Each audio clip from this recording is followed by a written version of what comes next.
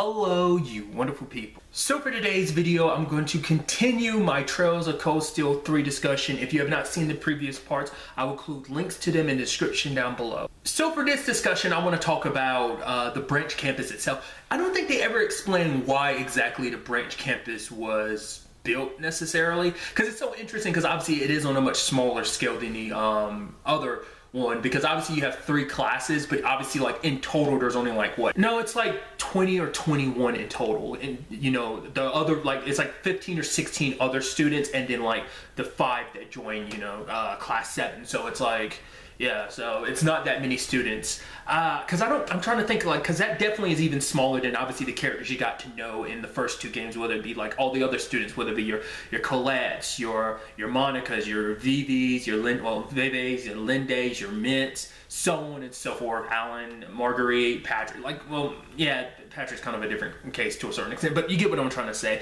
It's just interesting that it's on such a small scale. Like I said, they just never actually went into why the branch campus was built in the first place, and also why Reen chose the branch campus over the main campus. I figure, I guess, maybe because the whole, like, I might have brought this up in the previous discussions. I think I might have talked about that. I don't remember if that's in one of the ones I deleted or not. Regardless, like him choosing the branch campus, you know, that was never really talked about either. We got into why Towa joined Thor's in the first place, which I thought was kind of a nice heart-to-heart that Reen and her had when, you know, they went back to, you know, basically they went to her home, where her because she's been living with her aunt and uncle for a long time, because obviously her parents died when she was young, and then a couple years ago her grandfather died.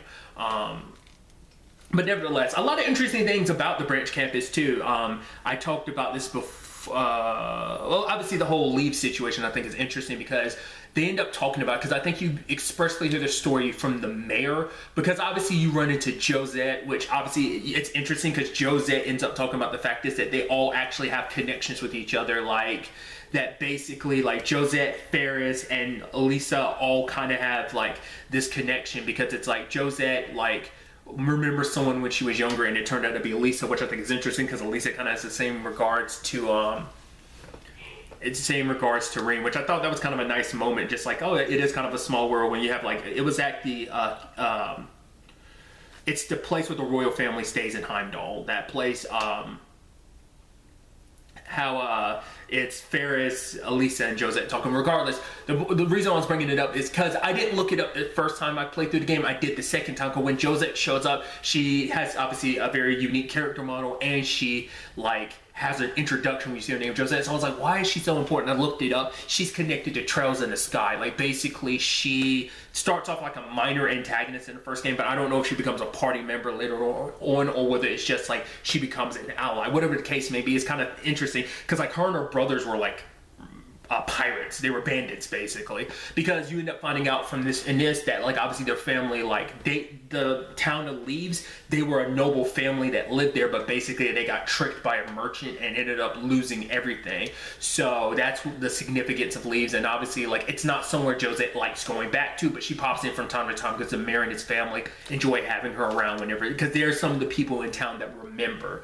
But I just thought that was kind of interesting, and obviously, like, you know, Leeves does a good job of having its own dope characters as well. There's the one who runs the game shop. She's all about passing on, like, you know, games, because it's like, oh, she's a bookstore, but she mainly pushes the games because she wants everyone else to play games too, because it's like the Vagrant Masters, once again, it's Vantage Masters. I kept seeing Vagrant, it's like Vantage Masters, which honestly I think I like it a little more than Blades, because I feel like Blades was more, this is more, a little more, I guess because it's a little more Yu-Gi-Oh-ish, or whether it's, you know, whether it's your Duel Masters, your Yu-Gi-Ohs, whatever your cup of tea is, but it reminds me of that, and so I guess it's because it's a little more hands-on, plus it's like, it's a little luckish, but there is strategy to it, and there's strategy to Blades and Blades too, but it's just like, I think mechanically I like Vantage Masters more. I'm curious to see, I'm sure that's going to be a continuation, much like Blades 2 got introduced into. I'm sure we're going to get a modification of like,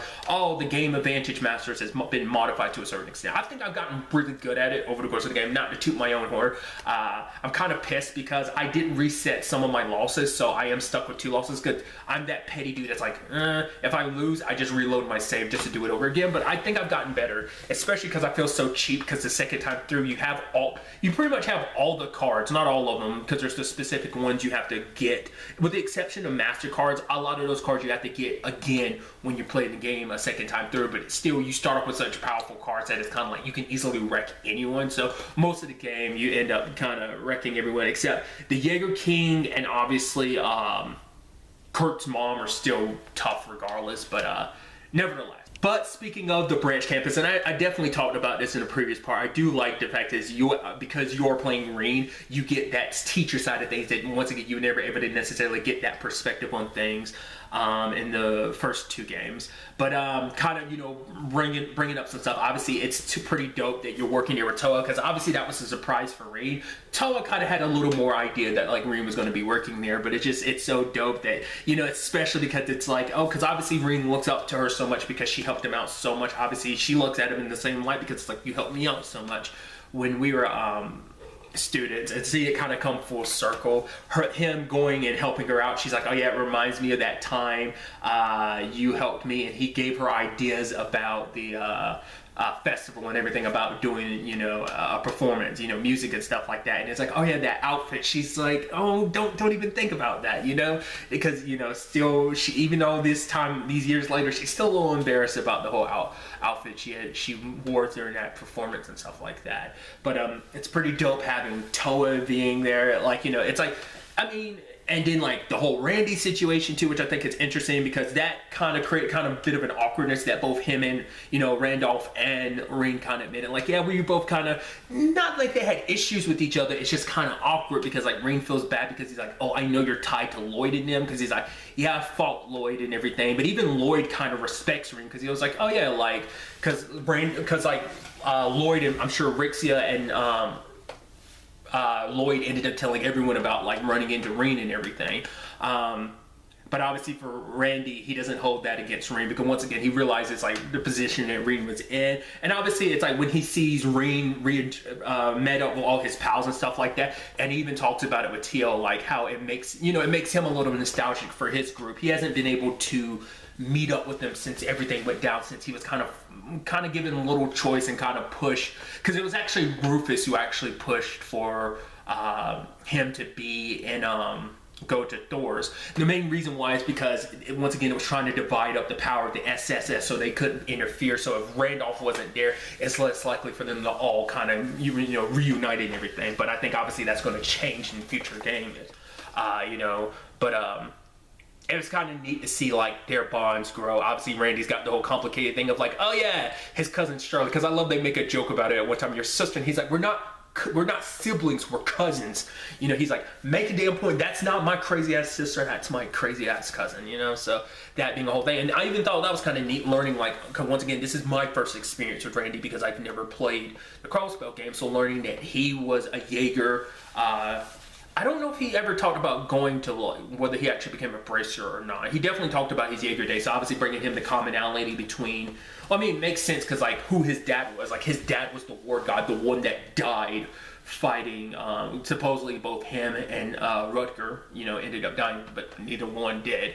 I mean, well, he's still dead, but Rutger is, well, back alive, not necessarily, you know, that whole complicated thing. So I just thought that was kind of an interesting aspect to everything.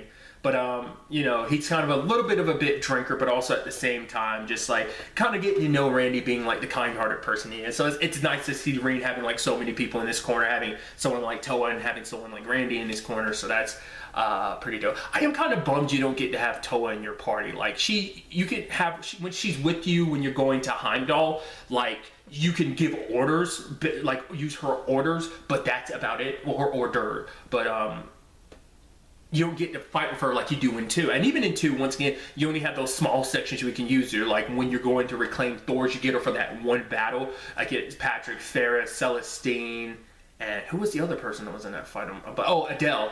Other than that, like, and then like the final epilogue thing inside the old schoolhouse, like those are the only opportunities you have to use her. But you know, maybe that can change in the future. Hopefully you get an opportunity to fight alongside Randolph in the future as well, you know, Randy rather. So then you had like the big surprise of, lo and behold, who's the principal at the school? None other than Le Guin and everything, and just that being a complicated thing because it's like, oh, because they constantly bring it up with just like how much of a monster their principal is, because obviously she's on another level, you know, and just like her, like, obviously starting off by being like, this school is kind of a bit of a trash bin. She's very much kind of does what she wants to, but she's still, because she is an honorable person, she takes up this position. But it's like also like, oh, do you only have so much honor for this position? Because it's like, because I think she does come into it being like, you know what, honestly, this is a trash bin, but let's show how great we can be.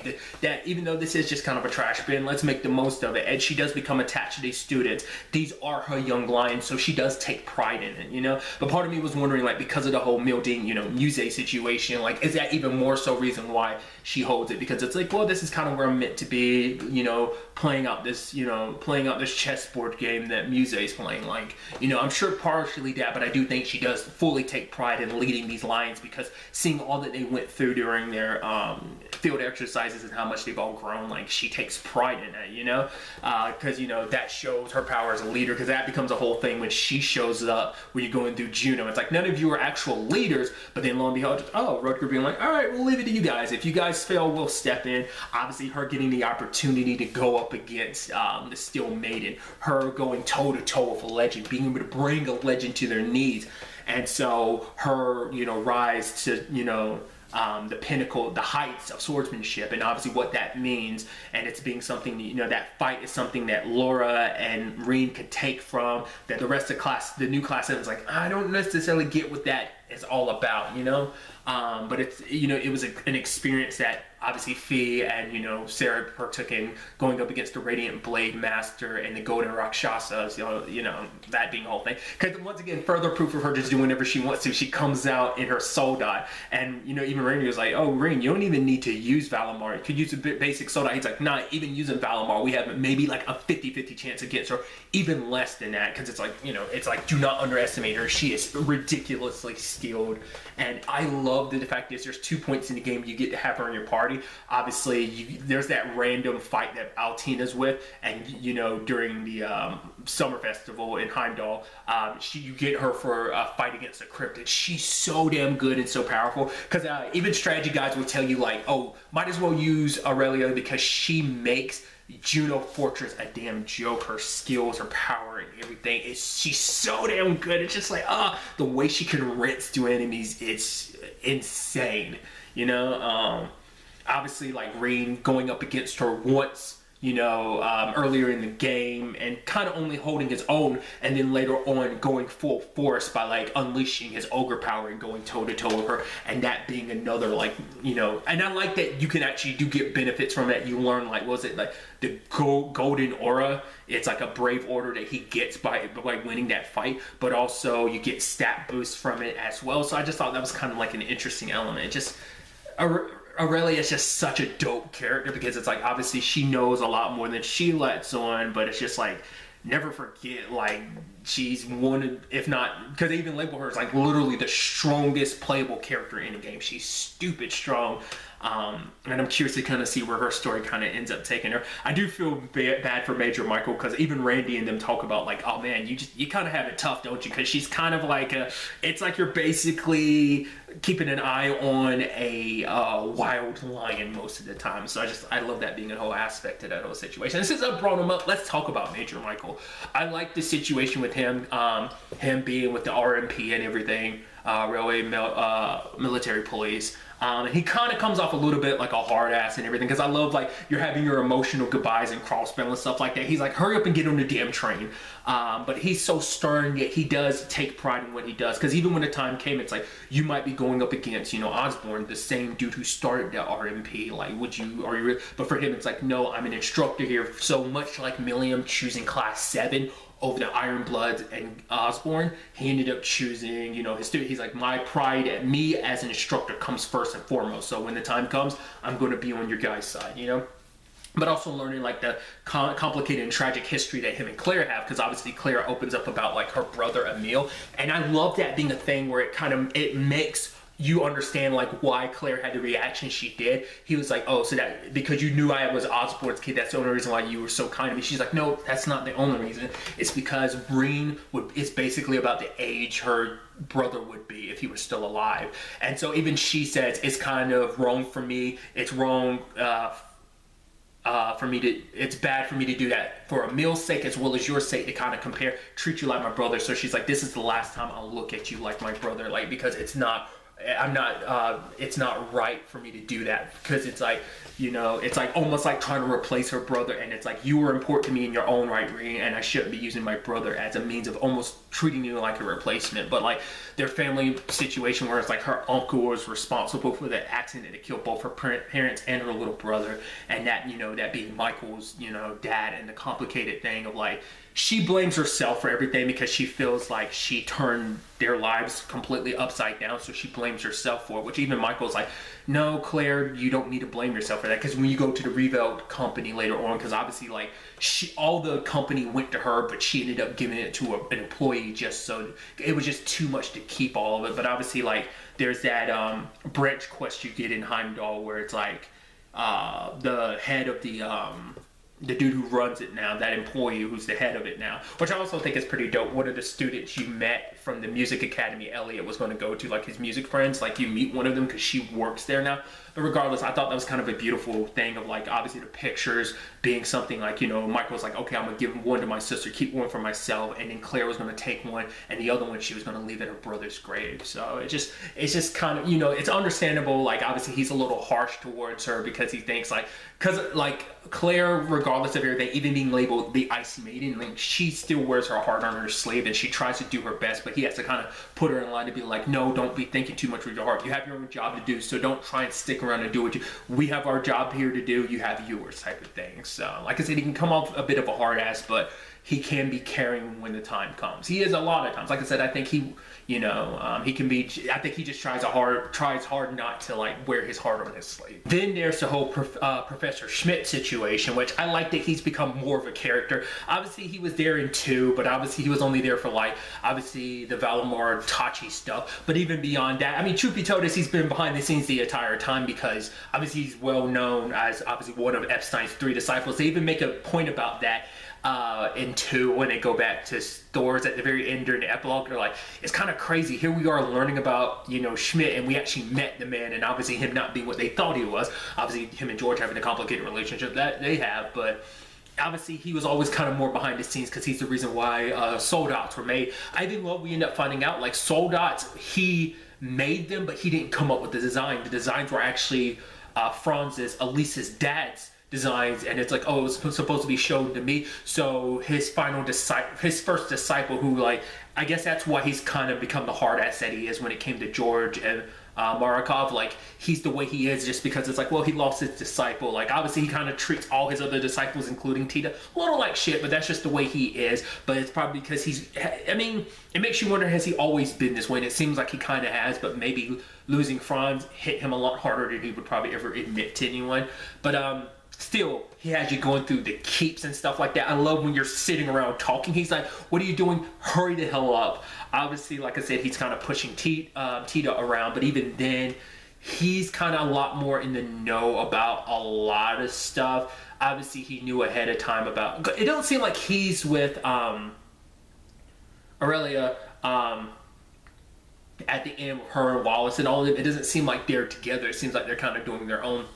Well, it seems like he's there with Arena because obviously the whole question, because obviously, you know, when you get there, the whole like Alberic situation and how that impacts him, especially like George's part to play and all that, which we'll get to that soon enough as well. But it's just like, obviously he seems like he's kind of a hard ass that's not sentimental, but like the watch he carries is something from Franz. So it's like, he is sentimental, he just won't always show it. And just, it's probably one of my favorite relationships is his and Mitt's, because Mitt's such the goofball that she is, and it irritates the hell out of him because she'll do some stuff and it irritates him because it's like at one point in a game he's there doing all the armament. Like obviously Tita and Mitt kind of flip back and forth of who doing the, you know, the armaments and the pen, like, you know, all that stuff. And so at one point Mitt was taking over, and then like Schmidt showed up and she just bounced, and he was like, she kind of left me to do this. And when you're talking to him, it's like the one time in the game he will adjust your orbaments for you and stuff like that, and he's so damn annoyed because of it. It's just like,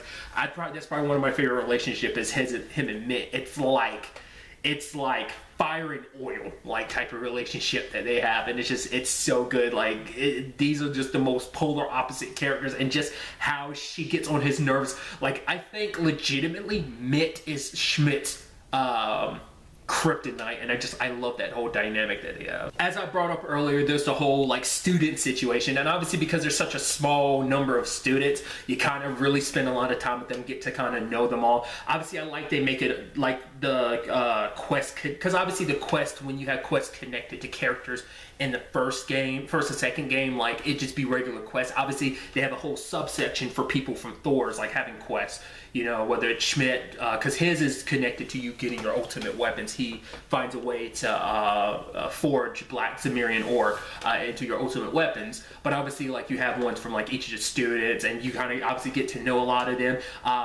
The one I think is interesting is Sandy, because Sandy kind of references that you saved her town. It's something with an A. You save it during the war, but I don't remember going there, because I look at where it is, and I forgot, because I looked at the map of like Erebonia, and you see where it is, and I'm like, I don't remember, like not unless that's one of those in between things like they were doing during the Civil War that you don't actually get to see, even because obviously there's like points the calendar skips a couple days, so there's could have been stuff in between then and there, because I was wondering could it have been something that Class 7 dealt with during their field studies when they helped out, but I was like, no, like I said, not unless I'm misremembering, but I could have sworn she specifically said something Class 7 did during the Civil War, but like I said, I could have been mistaken. Then you meet someone like Freddy, who like the running gag is that he likes to add insects and stuff, which even people are like, they're not that, I mean, to be fair, he has some of the best healing items in the game, because like, you know, because you can make foods from like some of the stuff you get, like funguses and bee larvae and stuff like that, and like some of his items are really good. Like one of the strongest ones he has is like the Freddy Special Z or something. It heals you like 6,000 and it recovers like 60 CP or something like that.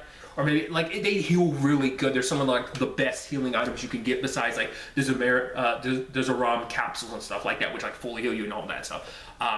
So there's that.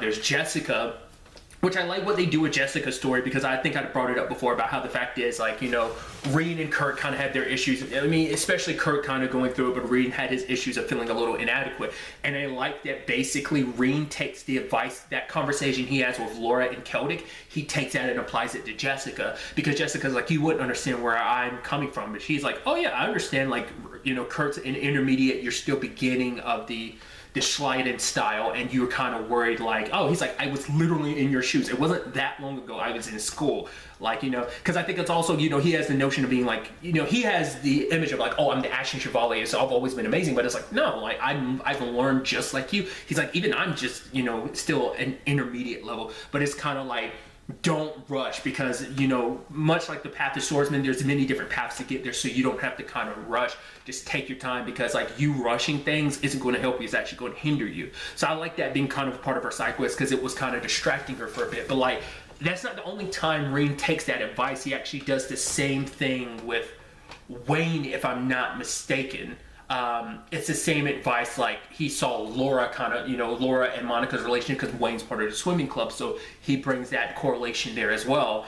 And, you know, taking advice, like I said, I just like advice that you got to be firsthand to see, like, oh, I remember that moment, and see it kind of applied, especially kind of having played the games a second time through and getting to those points. I thought was kind of pretty dope.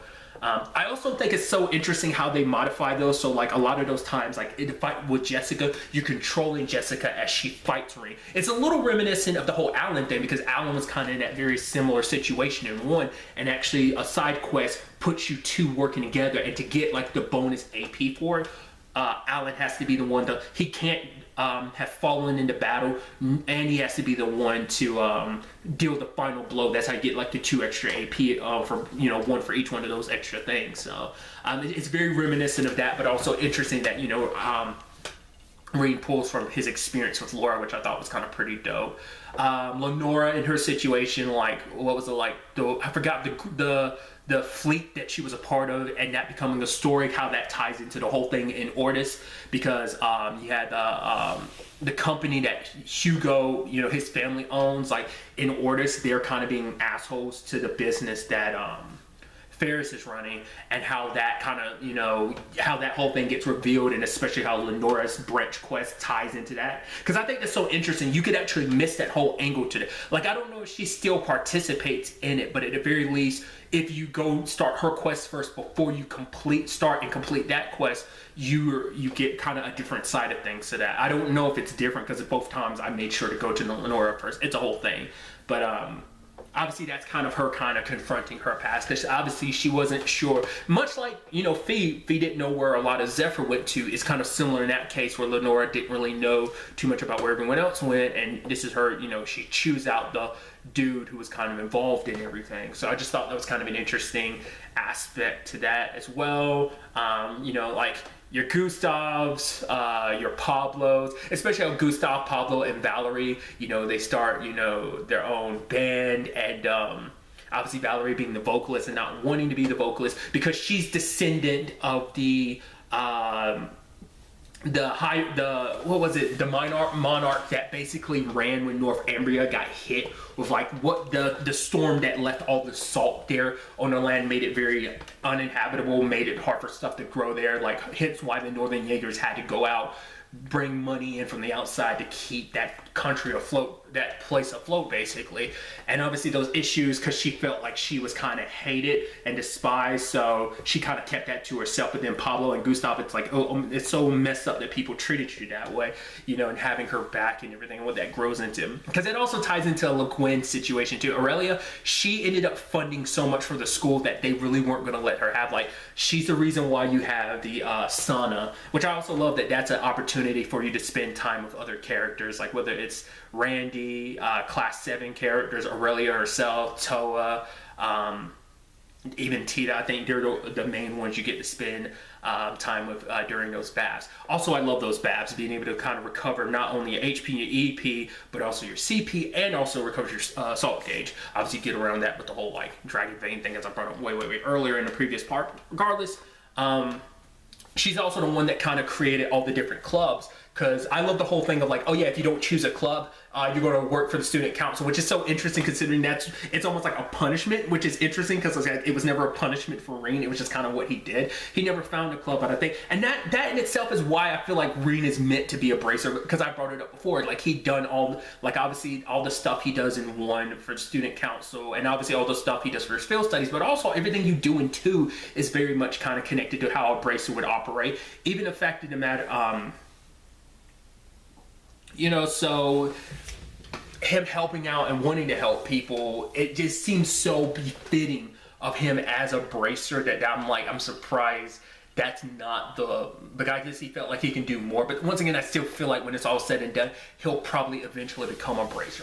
Maybe that isn't the case, but it's just, especially how, like I said, how adamant Towa has been about making him, you know, a bracer. You have characters like Kyrie, who has the whole, like, oh, like, I look very androgynous, I look very pretty, and him wanting to be, like, more manly. Like, that's kind of like the whole thing from his story. But I think, you know, Reen teaching him that there's obviously more aspects of being manly, because obviously he joins the tea ceremony club, but then he feels like, oh, this isn't really for me. But then it's like, you know, like, his side quest is all about making him, like, it's all about confidence, and Kyrie kind of doesn't have any confidence because he wants to be a lot like his dad, and because he feels like his dad's like the pinnacle of manliness, and he wants to replicate that. But he's just like, because he's always kind of being treated, because, like, oh, you're so cute and adorable, which obviously pisses Sydney off, because, like, Sydney's like, he's like having no luck with the ladies. Even later on, that whole Heimdall situation, like, obviously the girls are so like, oh my god, Kurt, and oh my god, Kyrie, you're so cute, want to come along with us? And, like, Sydney's plan to, like, attract the ladies ended up backfiring. And I love that that's always his motive behind everything. It's like, all right, let's do this so I can get to the ladies. And it's like, I just love how kind of borderline pathetic Sydney is. But when the time comes, like, he is really capable, because I love how that storyline ties into, like, his and Maya's storyline, because they're both being snipers. But, like, she's very good at single targets, like, whereas he's more good, I was about to say that, geez. That he's better at, like, multiple targets or something, or rather targets that are moving, and she needs a target that's stationary. I think his is, like, multiple targets that are moving, and he didn't realize how good he is. And he was like, oh my god, I'm actually good at something, you know? But obviously it's also because, like, he doesn't have the work ethic, because he's a big slacker, which is so interesting that he would end up in the chess club with Kurt. But obviously, because Kurt's very much, like I said, it's actually, like I said, they're all kind of combinations. He's very much like Machias and Eustace kind of put together in one character with some elements of Laura as well. But like Sydney kind of being like, Kurt's too good at this, and it's just kind of like, you know, like he's lazy. He doesn't really push himself a lot. Also, like Maya's story, since we brought her up, like the whole complicated thing about her dad being a sniper. But it turns out like the reason why she has even more issue with her dad later on, because he's already a drunk and her mom is gone, so her dad's the only family she has left, so there's issues there. But also, like, he's a drunk. He used to be a good sniper and stuff until she found out he was part of the people that took place in the Hamal incident, the Hamal situation. And it's like, yes, he was following orders, but the fact of the matter is it's kind of almost like Elise's situation with her mom. It's like she doesn't hate her mom, she just hates that her mom has kind of lost her way and become so addicted to work and stuff like that. She lost a little bit of that family element. Maya kind of feels like that to her dad. He kind of lost his way. But he sent a letter to her telling her like, hey, I'm doing some odd jobs. He had saved up enough money to send her like a comb or something. So luckily Celestine had kept her like the original scope that she had gotten. So she's able to kind of go back to fight. Like, so I like that being kind of, you know, her story as well. I thought that was kind of a pretty dope kind of, like I said, the family issues that she has. I'm trying to think. We find out about Tatiana. This is our first instance hearing about Dorothy in the story, which I love. It's like, oh, you're into these books. It's like, oh yeah, because we at the end of 2, it's like, oh yeah, what's Dorothy going to do? She's going to try and be an author. It seems like it's somewhat working. It seems like it's more of a side thing, but she had actually entered a contest and won or something like that. I think is kind of what they were talking about, because they also bring it up about Clara as well, that she ended up winning a thing, because there's like multiple instances of like behind the scenes. Like I think Gaius and Linde talk about it, but also I think there's something that comes up.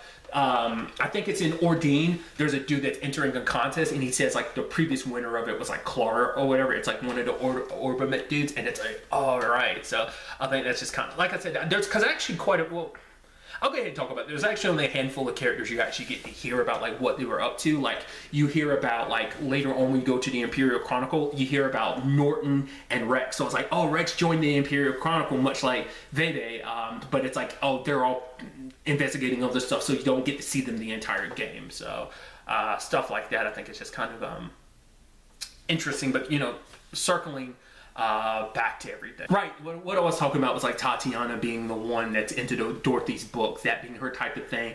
And I even love like you end up finding out Muse's into it, and they're slowly trying to bring other people into the fold. And she brings this up to, I think, Valerie, and Valerie's like, oh, it was cool, but she's like, I would have loved more like girl relationships in it, like, or like, you know, bonds or whatever. And then Tatiana took it as like, oh, so that's what she's into, and just like Valerie's like, what did I just step into, you know? So I like that being the whole thing. I don't remember what Luis's thing was. Well, I know like one thing about her was like her glasses. Like if she doesn't wear her glasses, like you see her at one point talking to a plant or something, and it's like, what are you doing? She's like, oh yeah, it happens from time to time. Like there's also like at one point she thinks she's in a shop, she's in like the clothes store or whatever, but it ends up being she's in Jingo's shop, and it's like, what are you even doing here, Luis? And she's like, oh, what happened?